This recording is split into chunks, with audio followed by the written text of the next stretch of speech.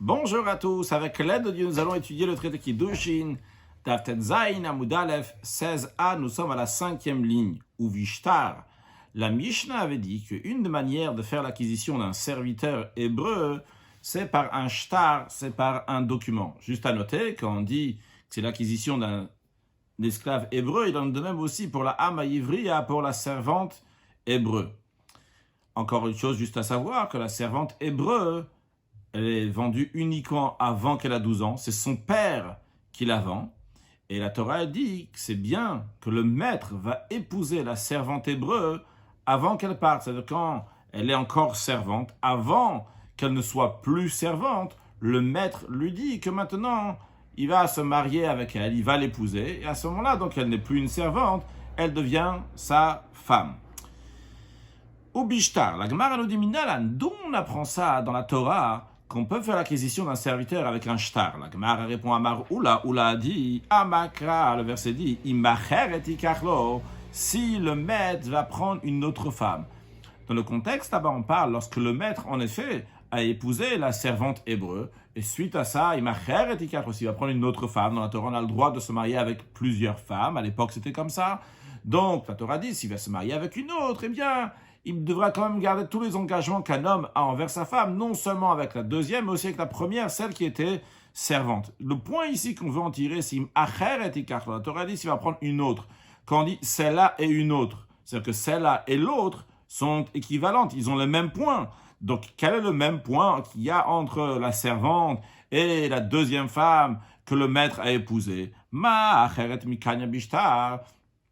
Ce qu'il y a d'équivalent, c'est que, de la même manière que l'autre femme, la femme ordinaire, celle qui n'était pas servante, lorsque le mari va l'épouser, comment il va l'épouser? Comme on a déjà pris avant, on peut faire l'acquisition de cette femme par un shtar, par un document. Afama ivriya. De la même manière aussi, la servante hébreu, mikanye bishtar, son acquisition est avec un shtar, avec un document. Rashi la acheret, les kichat kiddushin, avec une autre femme qui la prend pour de kiddushin, pour un mariage. Donc, la réponse à notre question pour l'instant est la suivante. On a demandé d'où on sait qu'on peut faire l'acquisition d'un serviteur, d'une servante avec un document. La réponse, elle est parce que la servante a été comparée à une femme ordinaire. Une femme ordinaire, son acquisition, elle est faite avec un document. De la même manière aussi, la servante, son acquisition est faite par un document. La Gemara dit... Cette réponse que nous vient de donner va bien d'après l'opinion de celui qui dit que Shtar Ama Ivriya, que le document de la servante hébreu, c'est Adon Kodvo, c'est le maître qui l'écrit. Vu que c'est le maître qui l'écrit, c'est-à-dire, il dit à monsieur, ta fille va être ma servante, donc c'est-à-dire que c'est l'acheteur, celui qui fait l'acquisition, qui écrit le document. Donc, ça va bien d'après lui qu'on peut déduire donc de acheret d'une autre femme. Pourquoi? Parce que dans une femme, qui est-ce qui écrit le shtar, le document? C'est le mari qui fait l'acquisition de la femme, qui écrit le document. Ariat mekudeshet li, tu es mekudeshet à moi. Donc, il y a ici un parallèle, il y a la même chose, la même idée. C'est celui qui fait l'acquisition, qui écrit le document. Aussi bien le mari, c'est lui qui écrit le document, et aussi bien, lorsqu'il y a la vente de la servante hébreu, c'est le maître qui va faire l'acquisition de cette servante qui écrit ce document. Donc le parallèle est bon. Rashi, Hanicha, ça va bien, d'après cette opinion, etc. Roulo, Rashi nous dit, Pluktayu le Kamel, la discussion entre deux opinions. Est-ce que c'est le maître qui écrit le document ou bien c'est le père qui fait la vente de sa fille qui écrit le document? Cette discussion, les Kamé, va être plus loin. Dans quelques lignes, nous allons le voir. Toujours dans Rashi, Adon Kodvo, c'est le maître qui l'écrit. Qu'est-ce qu'il écrit? Il écrit Bitra Kenuyali. Le maître écrit au père, ta fille, mais acquise, Venotnon le Hav, et il donne ce document au père. Donc ici, il y a un parallèle avec les Kiddushin, c'est que derrière chaque Kiddushin, vu que c'est comme les autres mariages, chez Abal Kotev, que le mari, celui qui fait l'acquisition, il écrit Bitraim Kudashetli. Lorsque un homme se marie avec une fille qui est en dessous 12 ans et demi, donc c'est avec le père qu'il a affaire, parce que c'est le père qui a le droit de marier sa fille avec qui il veut jusqu'à 12 ans et demi, et bien dans ces cas-là, le celui qui fait l'acquisition, donc le mari, va dire ta fille m'est acquise. Ok, j'ai dit tout à l'heure que c'est le mari qui fait l'acquisition. Rachid, donc il précise pas juste que le mari fait l'acquisition, c'est que le mari écrit clairement ta fille m'est acquise et que c'est la même idée que le maître dit ta fille m'appartient. Donc ce que la Gemara dit, ça va bien d'après cette opinion. Elle a le mandé Amar Avkodvo, mais la Gemara nous dit d'après l'opinion qui dit que c'est le maître qui écrit. Rashi nous dit il a le mandé Amar Avkodvo, donc c'est d'après cette opinion qui dit que c'est le père qui écrit. C'est-à-dire que le père, il écrit « ma fille t'est vendue », non pas le maître qui dit « ta fille m'est acquise », mais il dit « ma fille t'est vendue ». Et donc, d'après lui, « lo yalif mishar kiddushin », lui, donc il ne fait pas la déduction donc, des autres kiddushin, dans les kiddushin, c'est le mari qui va écrire au père, il va dire « ta fille m'est acquise ». Donc, d'après lui, « minal de kanel shtara », donc vu que lui, il ne fait pas de comparaison, de parallèle entre les kiddushin et la vente de la hama ivriya, de la servante hébreu. D'après lui, d'où on sait qu'on peut faire l'acquisition d'un serviteur ou d'une servante avec shtar, avec un shtar, avec un document. Sur le texte de la Gemara, le Mandéam Rav Kodvo, d'après l'opinion qui dit que c'est le père qui a écrit le document Maïka le Meimar. Qu'est-ce qu'on peut dire? D'où il va déduire? Des Itmar. Ça a été enseigné, la Gemara ramène donc la discussion. Si c'est le père ou c'est le maître qui écrit, on a enseigné shtar amaïvriya, le document d'une servante hébreu, Mikodvo, qui est-ce qu'il écrit? Il y a une discussion entre Ravuna et Rafrizda. Ravuna, il dit, Amar, que Adon Kodvo, c'est le maître qui l'écrit. Rafrizda, Amar, Rafrizda, il dit, Av Kodvo, c'est le père qui l'écrit. Donc, la Gemara, elle dit, Hanich ale Ravuna, donc ça va bien après Ravuna. Ravuna, il dit que c'est le maître qui écrit, vu que c'est le maître qui écrit, ta fille m'est acquise, ça correspond exactement au Kiddushin dans lequel on dit, le mari dit, ta fille m'est acquise. Elle a le Rafrizda, mais d'après Rafrizda, qui dit que c'est le père qui écrit. Le père, donc, c'est celui qui vend, entre guillemets, qui vend sa fille, non pas celui qui fait l'acquisition de la fille. Maïka le Meimar, d'après Rafrizda, qu'est-ce qu'on peut dire? Quand on dit qu'est-ce qu'on peut dire, ça veut dire d'où on sait qu'on peut faire l'acquisition de la servante avec un shtar, avec un document. D'après Rafrizda, il n'y a pas de comparaison entre la servante hébreu et la femme. Dans ces cas-là, comment on sait qu'on peut faire l'acquisition de la servante avec un document? La réponse pour Rafrizda serait la suivante. Amarava Yaakov Amaka. Yaakov, il dit, le verset qui dit, il dit que la servante ne sortira pas comme la sortie des esclaves. Donc ça, c'est ce que le verset il dit. Ah, qu'est-ce qu'on déduit de là? La Torah dit, ne sortira pas comme les esclaves. J'en déduis de là que uniquement la sortie, la manière que la servante va sortir ne sera pas comme les esclaves. On verra dans un instant dans Rashi qu'est-ce que ça veut dire que la servante ne sort pas comme les esclaves. Mais ce qui nous intéresse ici, la suite de la Gemara, va les niknet kinyanavadim.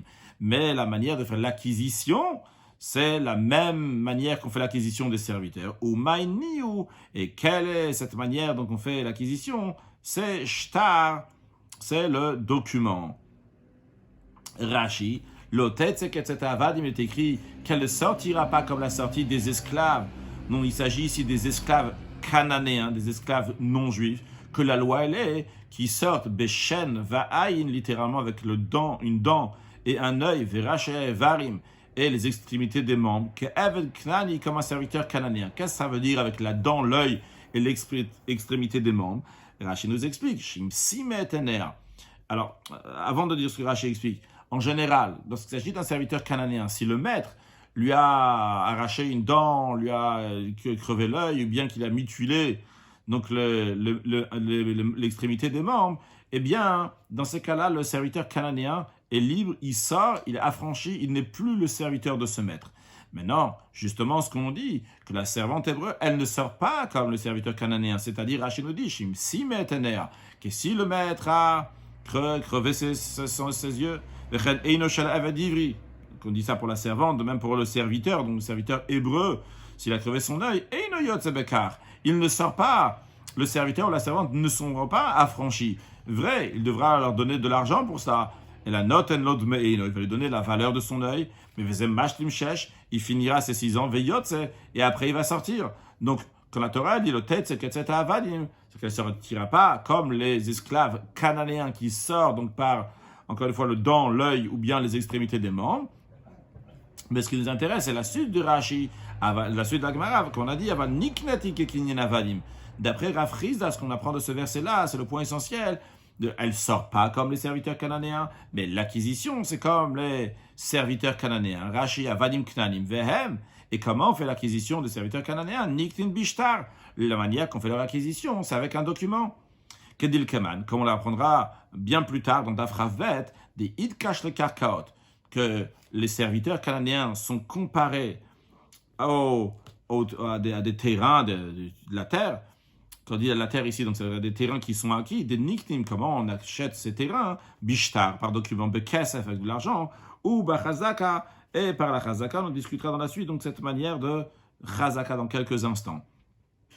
En tous les cas, pour l'instant, ce que nous avons, c'est que nous avons la manière comment Ravuna va apprendre les choses. Ravuna, il va dire, d'où tu apprends qu'on peut faire l'acquisition d'une servante hébreu avec un shtar, avec un document, parce que Ikish Akatola, la Torah a comparé cette femme à Acheret, à cette servante, à une autre femme. Donc, de la même manière que l'autre femme, elle est l'acquisition comme on l'a fait, donc avec un document. De la même manière aussi, l'acquisition de la servante, ça sera avec un document.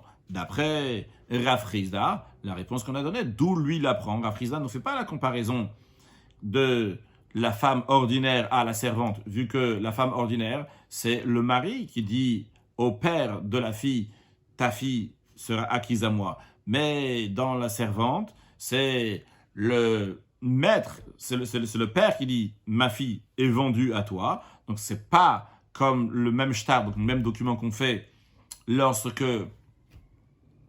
on fait des kiddushin. C'est la raison pour laquelle, d'après lui, on apprendra ça, d'après la prise, on apprendra du verset, l'otet c'est qu'elle ne sortira pas comme la sortie des esclaves, mais elle sera achetée comme les esclaves cananéens, comme on les achète, avec le shtar. Sur le texte d'Agmara, au Maïniou, c'est quoi la manière qu'on fait l'acquisition d'un serviteur cananéen? C'est shtar, c'est avec le document. L'Agmara, elle dit, ve'eima, on n'a qu'à dire plutôt, kavalnik natiki kinyanavadim. Ok, on est d'accord qu'on dit, elle ne sort pas comme les serviteurs, c'est-à-dire qu'elle ne sort pas comme les serviteurs, comme on l'a expliqué, avec la dent, l'œil, les extrémités des membres, mais elle est achetée, on peut l'acheter comme les serviteurs. Mais pourquoi tu dis que la manière qu'on achète le serviteur, ce qu'on déduit ici, c'est shtar, c'est le document? On pourrait dire, c'est quoi ce mode d'acquisition des esclaves cananéens? C'est chazaka. C'est chazaka, on va traduire par l'action qui marque la propriété. Comme Rashi nous explique, chazaka, plus loin dans la Gemara, on expliquera, donc toujours dans Daf Ravbet, on parlera donc de la manière qu'on fait l'acquisition des serviteurs, on expliquera Keitzal Bachazaka, comment on fait une Chazaka Sheichafua Lasot Mlacha Achat, qui va l'obliger à faire un certain travail, donc qui relève du service d'un serviteur envers son maître. Comme ça, il a fait donc cette Chazaka, donc cet acte qui marque la propriété. Donc en tous les cas, on a le verset, ok, elle ne sort pas comme les serviteurs, mais elle rentre comme les serviteurs. Ok, elle rentre comme les serviteurs cananéens. Mais les serviteurs cananéens, il y a plusieurs manières. Comment ils peuvent rentrer? Comment on peut faire leur acquisition?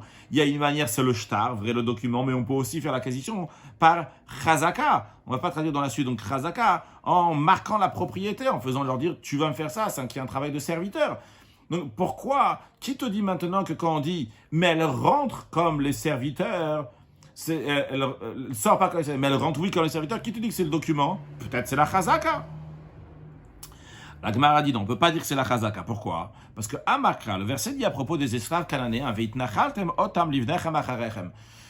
ces serviteurs cananéens, vous allez les maintenir, vous allez les faire hériter à vos enfants donc après vous. Donc un esclave cananéen, donc il n'est jamais affranchi, il est gardé donc pour soi, et après quand la personne elle meurt, ça va aussi donc pour ses enfants. L'expression du verset c'est vitnachaltem otam. Vous allez les maintenir en héritage, vous allez les garder en héritage. Otam achazaka, pour nous dire que eux, ce verset otam, la Torah aurait pu dire vitnachaltem livnechem acharechem. Le fait que la Torah a dit otam, donc eux, c'est pour dire que seulement eux. Pour de là, on va apprendre de ce mot otam, qui est superflu, apprendre que uniquement eux, les serviteurs cananéens, on peut faire leur acquisition avec la chazaka, velo acher bachazaka, et pas un autre sort de serviteur avec une chazaka. Donc tu ne peux pas dire que la manière comment on va acheter la servante hébreu, comment on va acheter le serviteur hébreu, c'est avec chazaka. Pourquoi? Parce que ce qui est écrit dans la Torah, avec Nachaltem Otam, que uniquement eux ces serviteurs, les serviteurs cananéens, vont faire leur acquisition avec Chazaka. Ok. Donc, qu'est-ce qu'on a ici? Nous avons deux versets. Un verset qui dit Lotet et Ketzet Avadim, qu'elles ne sont pas comme les serviteurs, mais elles rentrent, oui, comme les serviteurs. Un deuxième verset qui dit que Otam, que uniquement eux, on peut les acquérir d'une certaine manière.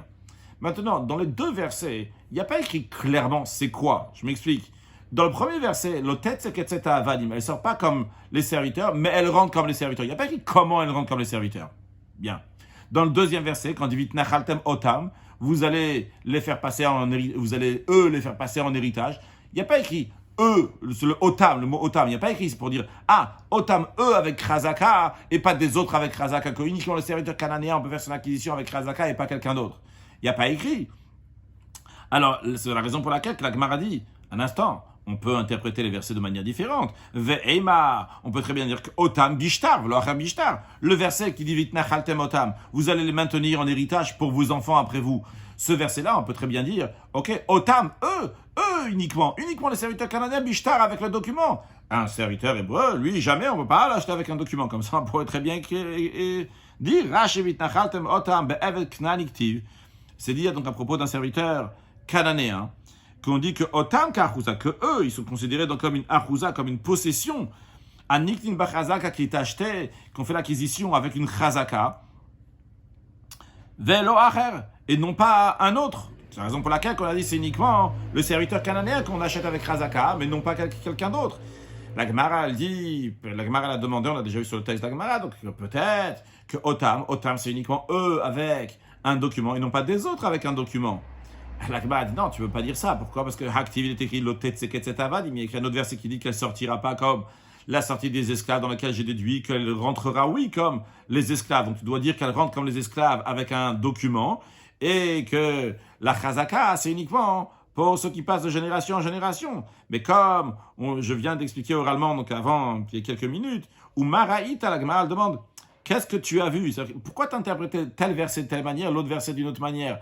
Tu pourrais dire aussi l'inverse. Tu peux dire que quand il y a écrit « Elle ne sort pas comme les serviteurs, mais elle rentre oui comme les serviteurs », c'est quoi? Elle rentre oui comme les serviteurs? Uniquement avec Chazaka. Non pas comme on a expliqué jusqu'à présent qu'elle rentre comme les serviteurs, c'est un shtar avec un document. Et quand on arrive au verset Vitnachaltem Otam, que eux, ils vont passer de génération en génération, et que uniquement eux, Chazaka, uniquement eux avec la Chazaka, tu aurais pu expliquer différemment que Otam bishtar, que uniquement les serviteurs cananéens c'est avec un shtar. Donc tu interprètes les versets comme tu veux. Encore une fois, tu as expliqué le verset Lotet Seketset Avadim qu'elle ne sort pas comme les serviteurs, mais elle rentre oui comme les serviteurs. Ça veut dire quoi? C'est qu'elle rentre avec un shtar, avec un document. Le verset Vitnachaltem Otam, tu as dit que Otam c'est uniquement les serviteurs cananéens que on peut faire Chazaka et non pas les serviteurs hébreux, la servante. Mais tu peux expliquer de notre manière aussi. Tu peux dire que Lotet Seketset Avadim, ça veut dire qu'elle ne va pas sortir comme les serviteurs cananéens, mais elle va rentrer comme les serviteurs cananéens. Et c'est quoi? C'est de la manière, c'est Chazaka. Et quand on arrive au verset qui dit Vitnachaltem Otam, c'est-à-dire qu'Otam, uniquement, eux, les serviteurs cananéens, on peut faire leur acquisition avec un document et non pas les serviteurs hébreux. Comme ça, on pourrait expliquer. Donc, qu'est-ce que tu as vu d'interpréter les versets d'une telle manière, comme on les a expliqués jusqu'à présent, que le verset, Lotet Seketset Avadim, elle ne sort pas comme les serviteurs cananéens, mais elle rentre comme les serviteurs cananéens. On parle d'un shtar, d'un document, et quand on dit Vitnachaltem Otam, Otam, c'est uniquement eux, les serviteurs cananéens, avec une Chazaka. La Gemara répond, elle dit Mistaba. C'est logique de dire d'une telle manière que shtar avait les ribouillés, que c'est le document qu'on veut inclure. Vrai, il n'y a pas écrit clairement. Mais qu'est-ce qu'on cherche à inclure? Sûrement, c'est le document. Pourquoi le document dans la femme? Sheken, car on retrouve par ailleurs que le document Motsi Abebat Israël. Le document peut faire sortir une fille d'Israël du lien de mariage, donc un acte de divorce. Donc c'est quelque chose qui ne peut pas être fait par une chazaka. Donc on voit qu'il y a quelque chose qui peut être fait uniquement par un document dans une fille juive et non pas par la chazaka. Donc sûrement, lorsqu'on vient inclure quelque chose, rajouter quelque chose, de quoi s'agit-il? Il s'agit donc du shtar, du document. La Gemara dit Adraba, au contraire, si tu parles maintenant qu'est-ce qui est plus fort, eh bien, Chazaka avait le ribouille, on aurait dû inclure plutôt la Chazaka. Pourquoi? Chacun connaît bénir ses guerre, car la Chazaka peut être employée pour acquérir les biens d'un guerre, d'un converti. C'est-à-dire que un converti qui est décédé, et donc qui n'a pas eu d'enfant donc après qu'il s'est converti, donc il n'a pas d'héritier. Si quelqu'un vient la Chazaka dans le champ, dans la terre, dans la maison, donc ce qui appartient aux guerres à se convertir, eh bien, il fait l'acquisition. Il va aller dans le champ, il va labourer, ou bien il va remuer la terre, ou bien il va mettre une porte, il va mettre une barrière, qui fait donc une chazaka dans ce champ-là lui appartient. On voit que chazaka a une puissance qui est très particulière. Rashi benir se hager, shemet. Donc, dans les biens d'un converti qui est mort, ve'en lo yorshin, qui n'a pas d'héritier, une chasav hefker, et ces biens appartiennent à tout le monde tant que personne n'a fait une chazaka dessus. Dès qu'il fait une chazaka, ça lui appartient. Donc, c'est la raison. D'après cela, on devrait plutôt dire que chazaka a une si grande force. Chazaka, c'est ça sûrement que la Torah veut inclure. Lorsque la Torah elle dit vadim, que la servante, de là on veut dire aussi pour le serviteur hébreu, la servante elle ne sort pas comme les serviteurs cananéens, pour dire qu'elle rentre, oui, comme les serviteurs cananéens, c'est-à-dire avec la chazaka et non pas avec un shtar. La Gemara, elle répond, c'est vrai que chazaka a une puissance qui est très très forte, mais cependant, be'ishut, dans le contexte de mariage, miyat lo eshkechan, cependant, donc on ne trouve pas que la chazaka peut faire un effet dans la notion de mariage. C'est la raison pour laquelle, qu'on a le choix donc entre inclure le document ou inclure la chazaka, on choisit d'inclure le shtar, parce que le shtar existe dans le contexte de mariage, la chazaka n'existe pas dans le contexte du mariage, avec tout le respect qu'on a pour la chazaka, la force et la puissance que la chazaka est là. Mais cette chazaka, dans le contexte de mariage, n'existe pas. Donc quand la Torah veut nous faire déduire quelque chose, nous rajouter quelque chose dans la fille juive, dans cette servante-là qui peut finalement arriver à un mariage avec le maître, eh bien, qu'est-ce qu'on va rajouter? C'est le shtar, le document, et non pas la chazaka. Ça, c'est la première manière de répondre comment Rav Chisda nous expliquera le verset le Tetzeket Setavadim, mais pourquoi, et c'est la première manière pour nous répondre, comment Rav Chisda choisit plutôt le shtar que la chazaka pour expliquer le verset. Une deuxième manière, comment on peut dire, pourquoi Rav Chisda choisit d'inclure dans le verset le Tetzeket Setavadim, duquel on déduit qu'elle rentre, oui, comme les serviteurs, et il préfère choisir d'inclure plutôt le document que la chazaka. Iba et tema, si tu préfères, on peut dire encore une autre chose. Les hachi ani imacheret. C'est à ça que sert le verset imacheret ikachlo, s'il va prendre une autre femme. Le verset imacheret ikachlo, on l'a appris donc au début de notre cours aujourd'hui, c'est le verset que on a ramené qui va d'après l'opinion de Rav Huna, qui dit que c'est le père, c'est le maître qui écrit qui écrit le shtar, qui correspond donc à lorsque le mari, donc c'est lui qui écrit le shtar, le document, celui qui fait l'acquisition, donc va écrire le document. On a ramené ce verset imacher et ikachlo, mais attention, lorsque on a amené ce verset-là, donc d'après cette opinion-là, qui est l'opinion de Rav Huna, là-bas, c'était pour dire qu'on déduit, donc des kiddushin du mariage, on va déduire pour la servante hébreu. Ici, ce qu'on va faire, on va oui se servir du verset imacher et ikachlo, mais attention, il ne faut pas se tromper, Rachid nous le clarifiera, que on fait une comparaison avec le verset imacher et ikachlo, s'il va prendre une autre femme, mais c'est pas qu'on va déduire le document de kiddushin d'une femme qui se marie, car en effet, on ne peut pas déduire d'une femme qui se marie. Dans la femme qui se marie, là-bas, c'est le père, là-bas, c'est le mari qui dit ta fille, elle m'appartient maintenant, elle est me koudesh à moi, tandis que dans la Hama Ivriya, dans la servante hébreu, c'est le père qui dit ma fille va t'appartenir à toi, le maître maintenant. Donc on ne déduit pas de kiddushin, mais le verset imacher et ikachlo, s'il va prendre une autre femme, va nous aider pour nous dire. Quand tu arrives au verset le Tetzeket Setavadim, le verset duquel on a déduit, d'après Rav Chisda, on déduit qu'elle ne sort pas comme les serviteurs, mais elle rentre comme les serviteurs. Et on dit, ah, mais pourquoi tu préfères le shtar plutôt que chazaka? Là, ça arrive, le verset imacheret, qui va nous aider. Comment il va nous aider? Voyons Rashi. Le hachi ane imacheret, hikisha katula cheret. Le verset a comparé cette servante à une autre femme, une femme ordinaire. Les galot ala limud shel Ketzet Avadim, pour nous dévoiler, c'est-à-dire pour nous expliquer l'enseignement qu'on tire de Ketzet Avadim, qu'elle sortira pas comme la sortie des esclaves, mais elle rentrera, oui, comme les esclaves cananéens. Sheba lelamdenu, et que ça vient nous enseigner al kinyan ashtar, pour nous dire que, sache, lorsque le verset dit l'otetze Ketzet Avadim, qu'elle ne sort pas comme les serviteurs, mais elle rentre, oui, comme les serviteurs. Et j'ai le choix entre choisir comment elle va rentrer comme les serviteurs cananéens. Est-ce que c'est le shtar, le document, ou bien c'est la chazaka? Je déciderai le shtar, le document, plutôt que la chazaka. Pourquoi? Parce que j'ai le verset, imacher et ikachlo, il va prendre une autre femme. On voit que quand il prend une autre femme, c'est avec un shtar, avec un document. Alors je veux dire, la Hama Ivriya aussi, la servante hébreu, c'est avec un document. Mais Rashi nous souligne, aval Ikar shtar, mais la base d'où on apprend que la Hama Ivriya, la servante hébreu, on peut le faire son acquisition avec un document, lav mi Kiddushin Yalif. Cette opinion, qui est l'opinion de Rav Chisda, ne la déduit pas de Kiddushin. De Tema Adon Kodvo. Que tu vas dire, tu sais quoi, c'est le maître qui l'écrit. C'est pas le maître qui écrit ce document, c'est le père qui écrit le document. S'il déduisait de Kiddushin, en effet, on leur dit de la même manière que le Kiddushin, celui qui fait l'acquisition, c'est le mari qui dit, ta fille m'appartient maintenant. De la même manière aussi, j'aurais déduit à ma Ivriya, je veux dire, donc le maître écrit. C'est le maître qui dit, ta fille m'appartient.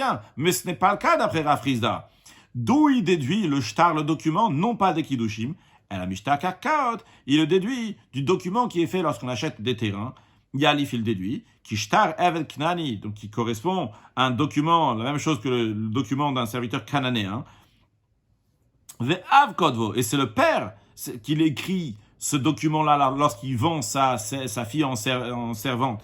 Pourquoi? À quoi ça correspond? Qui est shtar Sadot, de la même manière que lorsqu'on écrit un document pour vendre un champ, Mocher Kodvo, c'est le vendeur qui écrit le document que des Yalfin, comme on l'a déjà appris avant dans Davtet, Minva Ekach et Sefer Amikne, que j'ai pris donc le livre d'achat, c'est-à-dire le livre sur lequel le contrat de l'achat, va Ekach, je l'ai pris, donc c'est-à-dire que le vendeur, il avait écrit, et moi, donc là-bas c'était Yirmiyahu qui avait acheté de son cousin, c'est lui qui a pris le document. Donc là-bas on voit que c'est le maître qui écrit le document, et la même chose aussi ici, c'est le maître, donc de la même manière que là-bas, c'est le mocher, là-bas c'est le vendeur, donc qui vend le document à l'acheteur, qui écrit le document pour l'acheteur, de la même manière aussi ici, c'est le vendeur, donc c'est le père qui écrit. Ça c'est l'opinion de Rav Chisda.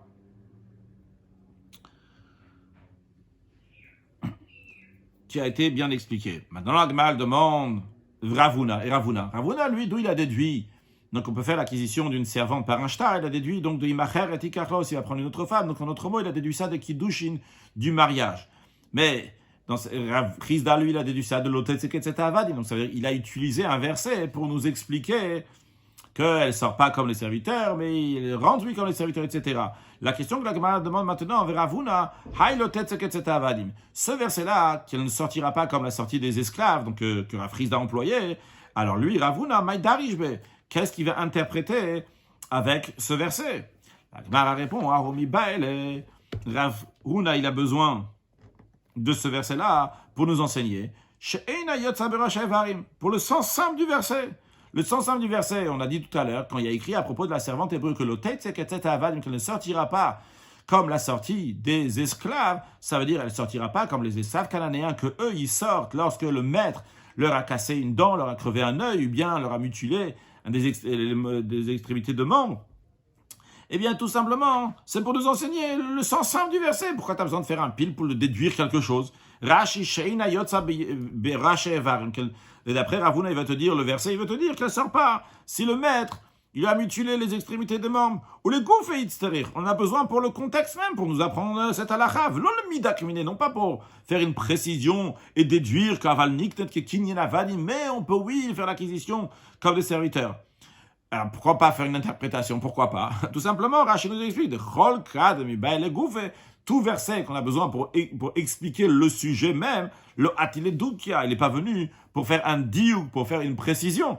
Si le verset te dit quelque chose, c'est pas toujours pour faire une précision, c'est pour te dire tout simplement ce qui est écrit dans le verset, ce que Ravuna dit, ce verset, il tête ce qu'est cette avadi, mais c'est pour te dire que la servante ne sortira pas. Si le maître, il lui a mutilé les extrémités des membres.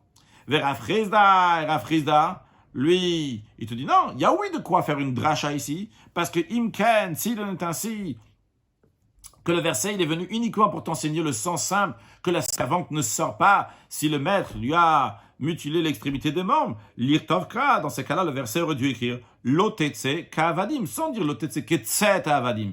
Il va dire elle sortira pas comme les serviteurs, sans dire le mot ketset. Le verset, elle ne sortira pas comme la sortie des esclaves. On aurait pu dire, elle ne sortira pas comme les esclaves. On aurait compris, ça veut dire qu'elle ne sort pas comme les esclaves cananéens. Alors, c'est pour ça que Rav Rizda lui l'interprète. Il dit, il y a oui de faire quoi? Faire un diouk ici, parce que by Ketset à Avadim, pourquoi écrit comme la sortie des esclaves? Shema Minatate, j'en déduis deux choses. Et le sens simple du verset, que la servante hébreu ne sort pas si le maître lui a mutilé l'extrémité des membres. Et une deuxième chose, j'en déduis de là qu'elle rentre, oui, comme les serviteurs cananéens. Et c'est quoi? Comme on a dit avant, c'était le shtar. Rashi, Mike et Tzet, Dukia Nami Ati. D'après Rav Rizda, le verset il est venu et pour le sens simple et aussi pour une interprétation de précision. L'homme arlaka, pour te dire, midin yitzia levada miatata, que uniquement de la loi, de la sortie comme les serviteurs, la Torah a exclu la servante hébreu de la sortie des serviteurs, qu'elle ne sort pas de la même manière. Mais le midina kinyan veut pour te dire que dans l'acquisition, eh bien quand elle rentre, quand elle devient servante, ça, elle peut oui devenir servante, comme les serviteurs cananéens, et comme on l'a dit, donc c'est le shtar, le document. Maintenant, la Gemara, elle reprend ce qui est écrit dans la Mishnah, que on avait appris que le serviteur hébreu, il acquiert sa propre personne par deux manières. Donc, une des manières... Pardon, je dis Bishnaim, c'est Bashanim. Donc, avec les années, c'est une fois qu'il a conclu les 6 ans. Dictive, quand il est écrit, Sheshanim Yavod ou Bashvit, d'où on apprend ça. La Gemara dit, il est écrit 6 ans il travaillera, et la 7e, il sortira librement. Encore une manière comment le serviteur hébreu peut acquérir sa propre personne, c'est Beyovel, lorsque ça arrive la 50e année, le jubilé. Dictive, quand il est écrit, Achnat Yovel Yabodimar, jusqu'à l'année du Yovel du jubilé, il travaillera chez toi. Donc pour nous dire qu'après le Yovel, c'est la 50e année, il sort. La troisième manière, comment le serviteur hébreu peut s'acheter à lui-même, c'est Begiron Kesef, donc en déduisant de l'argent, par déduction d'argent, qu'on a déjà expliqué plusieurs fois. Si par exemple, donc, il a été vendu pour 6 ans à 600 €, il a travaillé 3 ans, il veut sortir maintenant, il a les moyens, donc il donne 300 € à son maître, et comme ça, il sort. Alors d'où on apprend ça, qu'il a cette possibilité de sortir d'une telle manière?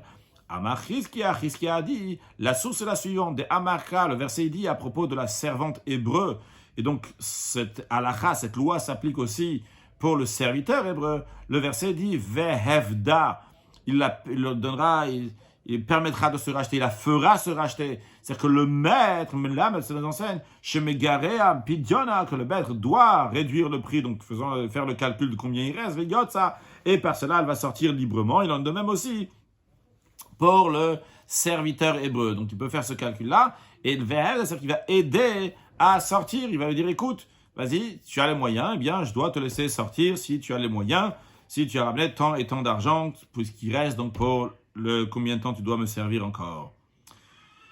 Dans la Gemara, elle ramène une braïta. Tanan, c'est dans une braïta, que le serviteur hébreu donc, peut acquérir sa propre personne avec de l'argent, ou beshave kesef, et avec la valeur de l'argent, ou bishtar, et avec un document. Ça, c'est ce que la Braïta elle dit. Mais non, la Gemara elle analyse cette Braïta en disant la chose suivante. Bishtar kesef, ok, je comprends bien ce que tu me dis, que le serviteur hébreu peut acquérir sa propre personne avec de l'argent. Pourquoi? Dictive, il est écrit dans la Torah. Mi kesef, mi knato, de l'argent de son acquisition. Donc la Gemara, là-bas, la Torah, elle parle lorsque un serviteur hébreu s'est vendu à un idolâtre. Et on dit, en fonction des années qui restent, eh bien, ils vont calculer mi kasef mi knato, de l'argent de l'acquisition. C'est-à-dire que si au moment de l'acquisition, il a donné tant et tant d'argent pour chaque année, et maintenant, il va regarder maintenant combien il reste, combien il doit donner à cet idolâtre, et donc, comme cela, donc, il va sortir de chez lui. Donc, il y a écrit noir sur blanc dans la Torah qu'avec de l'argent, un serviteur peut s'acquérir à lui-même à nouveau. Shavek kasef nami. Aussi, la Gemara dit, on comprend bien ce que la Braïta a dit, que le serviteur peut se racheter avec une valeur, donc un objet qui a une valeur d'argent. Pourquoi? Parce qu'il y a écrit Yashiv Geulato. Le verset, il dit, il remboursera son rachat, Amarachamana, la Torah l'a dit, c'est dans le verset là-bas, l'intégrité, il y a écrit, c'est le même verset qu'on a dit tout à l'heure, donc on a un serviteur hébreu qui s'est vendu à un idolâtre, il y a écrit Imod Rabot Bashanim, s'il reste au serviteur encore beaucoup d'années, les fiyen Yashiv Geulato. En fonction de ces années-là, il remboursera à son rachat, mi kesef miknato, de l'argent de son acquisition. Donc là-bas, le mot Yashiv Geulato, et il remboursera son rachat. Ces mots-là sont en plus. Et on apprend que c'est le rabot shaveh kesef que kesef. Donc c'est pour inclure donc tout ce qui a une valeur d'argent, qui est considéré comme de l'argent. Et de la même manière qu'avec de l'argent, il peut acquérir sa propre personne à nouveau et par cela être affranchi. De la même manière aussi, lorsqu'il les ramène dans quelque chose qui est shaveh kesef. Donc la Gemara dit sur ça, j'ai pas de problème. Sur ces deux points-là que la Braïta elle a dit, donc sur le kesef, sur le shaveh kesef, eh bien sur ça, il n'y a pas de problème. C'est clair. Par contre, la Gemara demande, elle a haïshtar, mais ce document, Hechidami, ce document-là, comment ça se passe? Comment il peut sortir avec ce document? De quoi s'agit-il? Qu'est-ce qu'il y a dans ce document? Et Lima, disons que ce document-là, c'est des katavlashtara dame, que sur, il a dit, voilà, je t'écris un document, ok, je te dois encore 300 € parce que j'ai encore 3 ans à travailler avec toi. Dans ces cas-là, la Gemara dit, il y a une kasef. C'est équivalent à l'argent, c'est exactement la même chose que de l'argent. Qu'est-ce que là, il n'y a pas besoin que la Braïta nous dit, il peut se racheter avec de l'argent et avec un shtar, avec un document, vu que finalement ce document-là, c'est aussi de l'argent. Donc on ne veut pas dire que quand on dit le shtar, c'est quoi un shtar, de quel shtar s'agit-il? Dans ce shtar-là, il a écrit, je te dois 300 € pour encore 3 ans et laisse-moi partir. Non. Donc on doit dire quoi? Et là, on doit dire que ce document-là, c'est quoi? C'est un shichur, c'est un document dans lequel il y a écrit que le serviteur est affranchi. Mais dans ces cas-là, la Gemara demande, si on parle bien d'un serviteur hébreu qui s'est vendu à un juif, dans ces cas-là, shtar amali, pourquoi on aurait besoin que le maître il va remettre un document pour libérer le serviteur juif et lui écrire donc que tu es libéré, que tu es affranchi? Rashi, l'amali shtar. Rashi explique, la question elle est, haen gufo kanui. Ici, donc, il s'agit d'un serviteur hébreu et il n'est pas la propriété, le corps de l'esclave n'est pas la propriété de son maître. Et la chov mamon, avodat sheshanim sheishalav, il y a uniquement une obligation financière de servir son maître pendant 6 ans. Donc ici, il s'agit de question de finance. Il ne s'agit pas ici donc de l'être de la personne. Donc si c'est de la finance, qu'est-ce qu'on doit écrire sur le shtar? Qu'est-ce qu'on doit écrire sur le document? Les malais, apétré, il a qu'à le dire devant 2 personnes, devant 2 témoins. Zil, va-t'en. J'ai plus, comme Rachid dit, Zil, Neymale, il dit devant 2 témoins, Zil, va-t'en. C'est-à-dire, l'etlir alach midi. Donc, je n'ai rien envers toi. Donc, pardon, tu n'as rien envers moi. Letli, je n'ai pas moi alach sur toi midi quoi que ce soit. Veniftar. Et comme ça, il a quitté, il a affranchi, il part, c'est tout. Vu qu'il doit juste de l'argent, quelqu'un te doit de l'argent, tu lui dis, ça, tu ne dois plus cet argent, c'est fini. Et s'il a dit ça devant 2 témoins, donc il est libre. Inami. Ou bien, encore ce qu'il pourrait faire, c'est Be'ap et Bedina qui proclame devant le tribunal et dire, Zil, va-t'en, que la même esprit qu'on a dit avant, que j'ai plus rien à faire avec toi, tu ne dois plus rien. Vu que c'est uniquement, a priori, question de finance. Rava, il dit, non, c'est pas comme on a pensé jusqu'à présent. Non, justement, le fait que la Braïta, elle dit qu'on écrit un shtar, un document, on est obligé de dire que ce document-là, c'est un shtar shichur, un document d'affranchissement. Eh bien, zotom meret, cela veut dire, ça j'en déduis de là, que evedivri gufo kanui, que le serviteur, c'est pas seulement une obligation financière, mais gufo kanui, il a la propriété du maître, son corps de la propriété du maître. Quand on va voir dans Rashi, une propriété partielle de son corps appartient au maître. Veharav shemachalal girono. Et donc en conséquence, j'apprends aussi que si le maître il renonce à ses droits, en girono machul, le reste de ses droits n'est pas annulé. Pourquoi? Parce qu'en effet, il faut un contrat d'affranchissement. C'est-à-dire qu'il y a 2 sortes de contrats. Il y a un contrat lorsque c'est financier. Je te dis, je te dois plus d'argent. Pardon, c'est financier, donc je te dois 300 € encore. Ou bien il y a un contrat dans lequel on écrit shichou, que la personne elle est libérée. Ce qu'il a besoin, ce serviteur-là, il a besoin d'un contrat qui dit tu ne m'appartiens plus. Rashi gufo kanui. Donc on a pris justement de là que le corps du serviteur hébreu appartient au maître. Alors il n'appartient pas au maître comme le serviteur cananéen qui appartient 100% au maître. Et tout ce qu'il fait, c'est tout ce qu'il achète et tout ce qu'il fait, ça appartient à son maître. Mais ici, donc, il appartient à Chiyagiu Yemechifush, jusqu'à ce que ça va arriver le jour de sa liberté. Ou le Firar, c'est la raison pour laquelle, qu'en conséquence de cela, Harav Shemachalak Girono, le maître qui a renoncé au reste donc, de ses droits, et no machul, ce n'est pas annulé. Vetsarir Shiro. Et le serviteur a besoin d'être affranchi. Veimlav, si c'est pas le cas, Choser Mushtabed Bo, s'il n'a pas affranchi dans un contrat, et il lui a dit tu peux y aller, eh bien, s'il n'a pas, tu ne dois plus rien, eh bien, c'est pas bon. Il peut revenir le lendemain et dire hey, qu'est-ce que tu fais? Mon serviteur revient, Mushtabed Bo, il le fait servir, il mirte s'il a envie, s'il voudra, s'il désira. De le Sha'er Mechilat Mammon, parce que le terme, la notion de renoncer à de l'argent pour les années que le serviteur lui doit, cette notion-là, ça ne rentre pas dans un contexte financier ici. Et la lachon shichur, ce qu'il y a besoin ici, c'est une expression de l'affranchir, de le libérer. Et uniquement lorsqu'il a écrit une expression qu'il a affranchie, qu'il a libérée, et il lui donne au serviteur, à ce moment-là, Nafik, à ce moment-là, il va sortir de l'Ogarami Knani, parce qu'évidemment, le serviteur hébreu n'est pas moins bien qu'un serviteur cananéen, dans le sens moins bien des Nafik Bishtar. Le serviteur cananéen peut déjà sortir avec un document. Pourtant, le serviteur cananéen, lui, il appartient à 100% à son maître. Alors, le serviteur hébreu, son corps appartient partiellement à son maître. C'est sûr et certain qu'avec un document d'affranchissement qui va sortir, il est écrit à propos du serviteur cananéen, de manière plus précise, c'est la chifra cananite là-bas, la servante cananéenne, mais c'est la même chose pour le serviteur cananéen. Il y a écrit que si cette servante-là, l'affranchissement ne lui a pas été donné, Gamar, la, meisha, donc on apprend, donc la, donc meisha, donc de la même manière qui est écrit, un instant s'il vous plaît.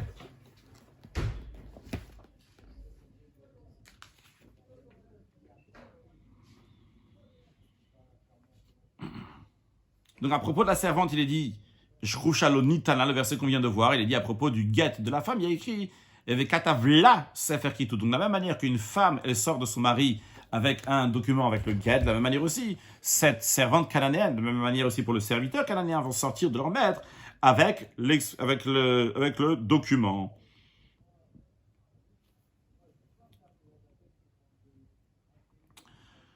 Maintenant, la Gemara continue à expliquer la Mishnah. Dans la Mishnah, après qu'on avait dit qu'il y a 3 manières comment le serviteur hébreu peut sortir de chez son maître, donc peut s'acquérir à soi-même, on avait dit, donc c'est si ça arrive 6 ans de travail, ou bien que ça arrive la 50e année, le Yovel, ou bien Begiron Kesef, s'il y a une déduction d'argent. On avait dit qu'en plus de ces 3 manières-là, il y a Teira à la Vama Ivria, la servante juive. Donc encore plus que le serviteur hébreu, qu'elle a comme avantage qu'elle sort donc Bessimanim lorsqu'elle amène des signes de puberté. Les signes de puberté, c'est-à-dire que si elle a 12 ans, elle a des poils pubiens, eh bien à ce moment-là, donc elle est affranchie.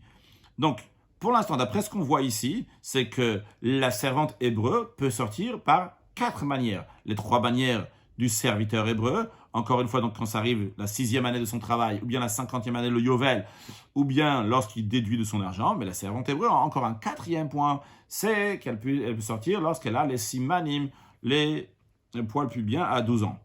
Amar Resh Lakish. Resh Lakish, maintenant, il propose, il faut se rappeler de ce Resh Lakish. Bon, d'ailleurs, il faut toujours se rappeler de tout ce qu'on étudie, il faut essayer au moins.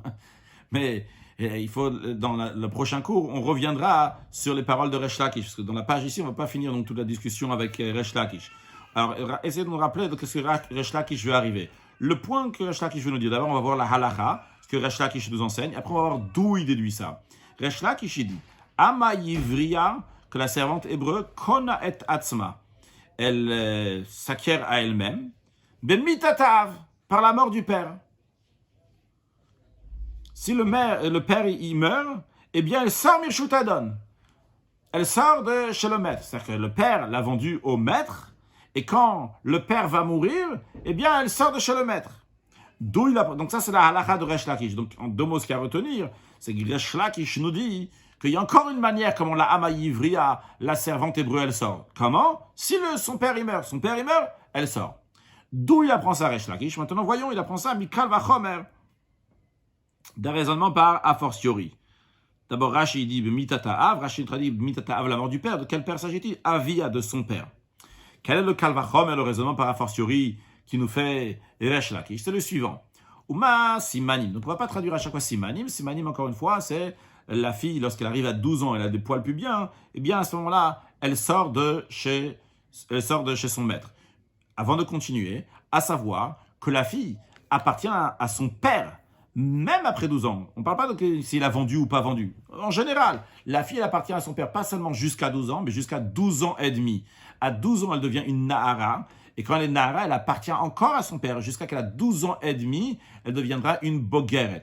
Donc, en tous les cas, on voit que le père va garder sa fille, garder les droits de sa fille plus longtemps que celle du maître dans le cas où elle a été vendue. Maintenant, Rachla, que je te dis comme ça. Ma simanim, si déjà donc les simanim she'en motsim mirshutav.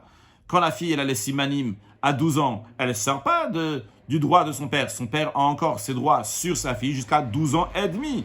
Et pourtant, on voit que les simanim motsim mirshut adon. Et pourtant, ça sort oui, ça fait oui sortir donc de chez le maître. Parce que quand elle a 12 ans, elle a les simanim, elle sort de chez le maître. Donc qu'est-ce qu'on voit ici? Qu'est-ce qui est plus puissant? Le père ou le maître? C'est le père qui est plus puissant. Le père, il garde la fille jusqu'à 12 ans et demi, même lorsque la fille, elle a eu les simanim à 12 ans. Tandis que le maître, dès que la fille, elle a les simanim à 12 ans, tout de suite, elle va sortir de chez le maître. Donc, on voit, alors, dans ces cas-là, Resh Lakish, chez son Kalvachomer, il nous dit, Mita Shemotsia Meshutav, la mort du père. Que quand le père, il meurt, eh bien, elle sort de la juridiction de son père. Et Nodin, Shemotsia Meshutad, n'est-ce pas, à plus forte raison, que ça va faire sortir de la juridiction de son maître. C'est-à-dire, si déjà, on voit que le père, il est plus fort. Le père, parce que le père, il peut garder les droits sur la fille encore plus longtemps, même quand elle a les simanim. Donc, si il peut garder encore plus longtemps sa fille, alors tandis que le maître, il est plus faible. Alors, lorsque le père, il meurt, qu'à ce moment-là, donc la juridiction du père, elle part. Alors, c'est sûr qu'elle va partir aussi de chez le maître. Raché, Mita Shemotsia Mishutav. La mort, donc, qui fait sortir cette fille-là du domaine, du droit du père. Qu'est-ce qu'elle sort du droit du père? Que dorénavant, une fois que le père il est mort, eh bien, le produit du travail de cette fille-là ne passera pas aux héritiers du père.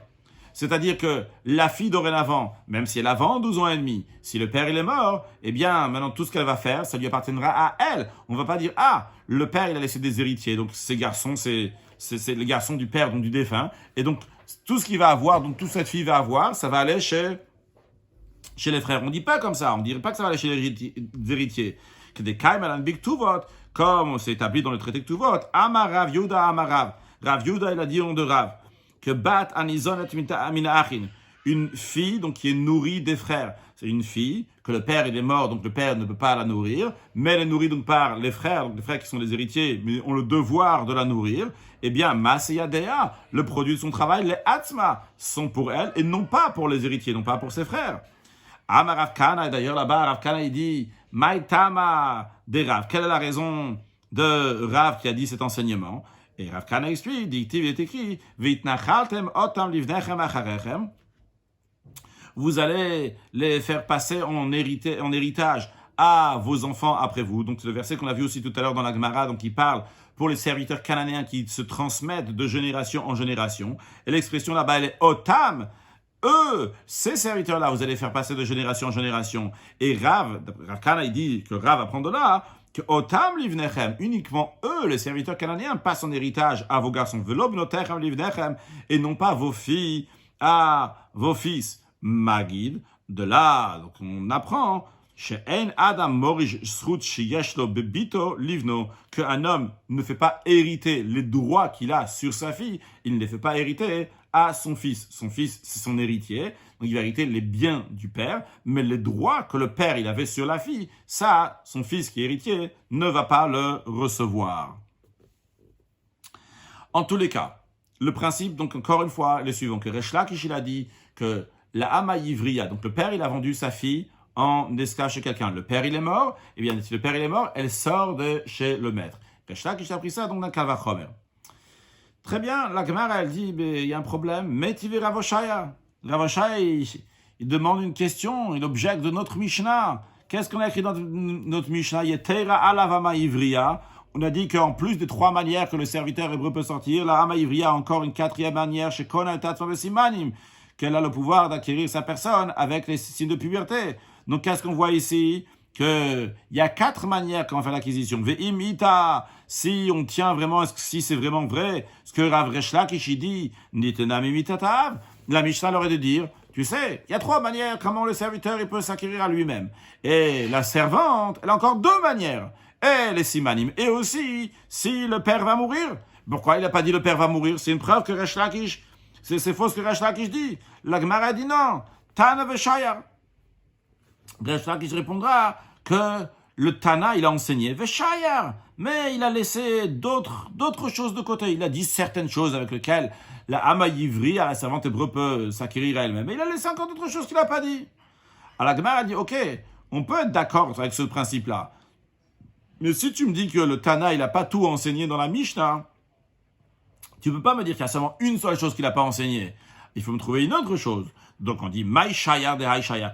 Quoi d'autre le Tana, il a laissé pour que tu me dises que ce point-là, la mitata av, que la mort du père, il n'a pas écrit la mort du père qui va libérer la servante hébreu parce qu'il a sûrement, il y a encore d'autres choses. Il n'y a pas que ça. Alors trouve-moi encore quelque chose d'autre. Alors, Resh Lakish répondra, Shayar mitata adon.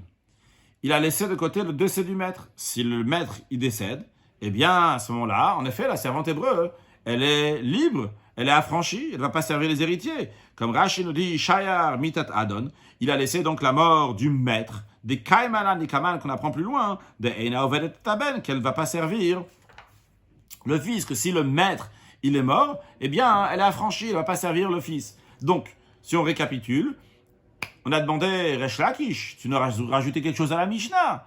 Resh Lakish, qu'est-ce que tu as rajouté? Tu as rajouté la mort du père. Avec la mort du père, cette servante-là, elle va être affranchie.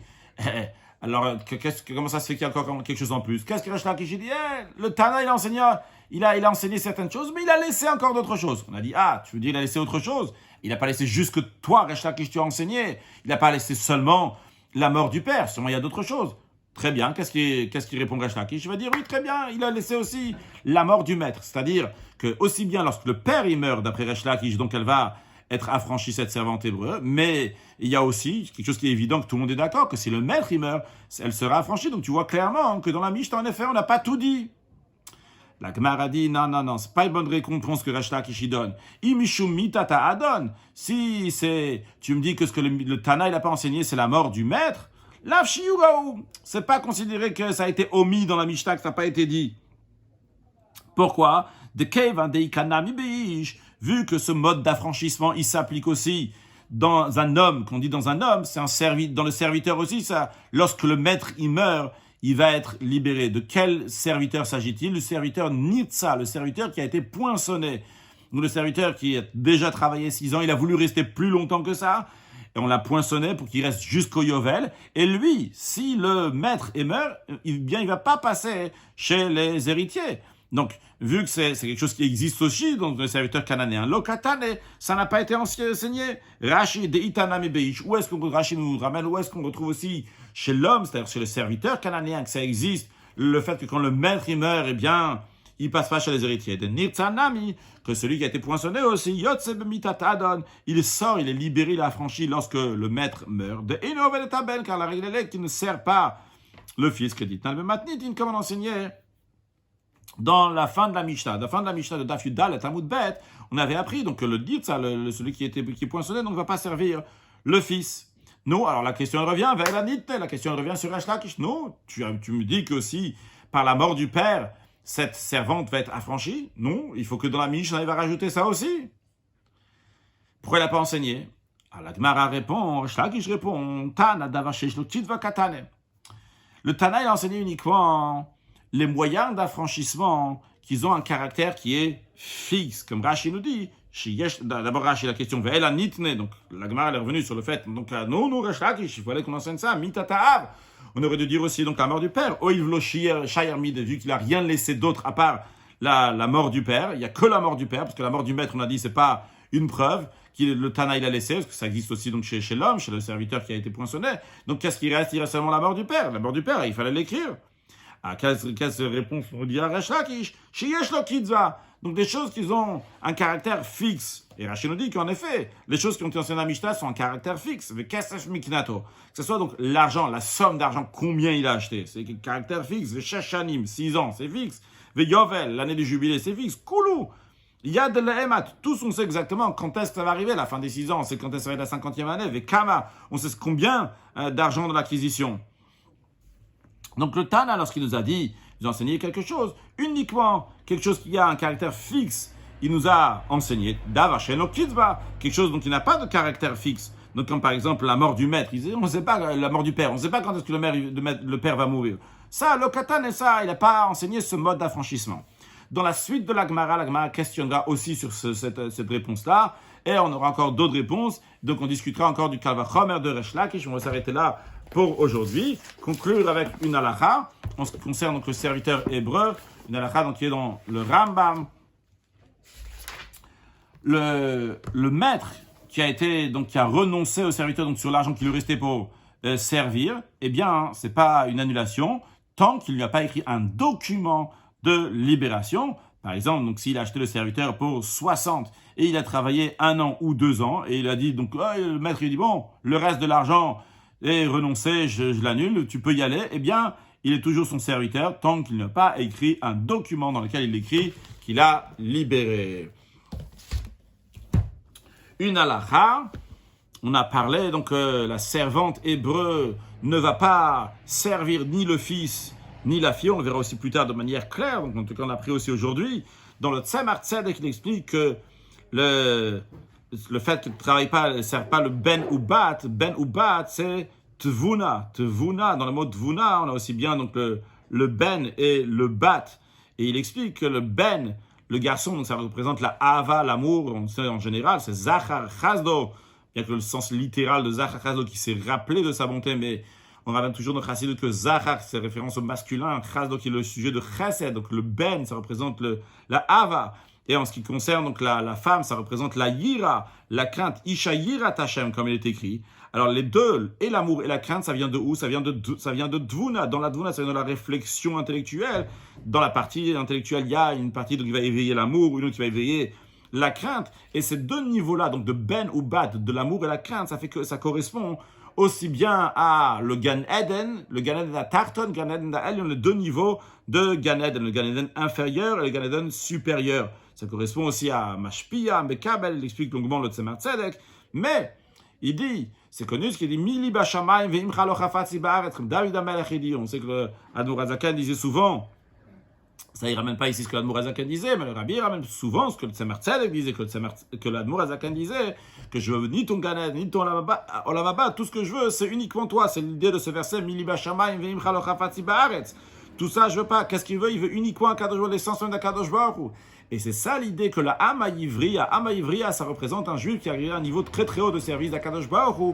Lui, il ne sert pas l'Oved, ni ta ben, ni ta bat, ni Avat Hashem, ni Yirat Hashem. Dans le sens, c'est pas. Bien sûr qu'il a Avat Hashem, Yirat Hashem. Avat Hashem, Yirat Hashem, c'est encore sa médecine de son existence à lui. Lui, ça l'intéresse pas ni le Ganed na Tarton, ni le Ganed na Elion. Non, lui, il sert pas pour ça. Lui, il sert chez l'Oal Menat Kabel Pras, non pas pour recevoir un Ganed, mais tout simplement pour servir à Kadosh Baruch Hu.